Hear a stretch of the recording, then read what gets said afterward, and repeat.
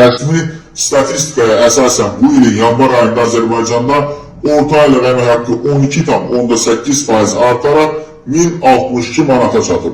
Aylıq maaş artımının 2 rəqəmli olması bu ildən minimum və eləcə də bir sıra sektorlarda əmək haqqı artımları ilə bağlıdır. Yeni sosial paketin icrasına başlanılması ölkə üzrə orta aylıq əmək haqqı məbləğinə də müsbət təsir edib və bu barədə deputat Vüqar Bayramov bildirib ki, bu ilki sosial paket 3 milyondan çox vətəndaşımızı əhatə edəcək və bu məqsəddən əlavə olaraq 1,5 milyard manatdan çox əlavə vəsaitin ayrılması nəzərdə tutulub. Və təbii ki, artıq sabahdan etibarən növbəti mərhələdə sosial müavinətlər və təqaüdlərin artırılması praktik olaraq sosial paketin əhəmiyyətli istiqamətlərindən biridir.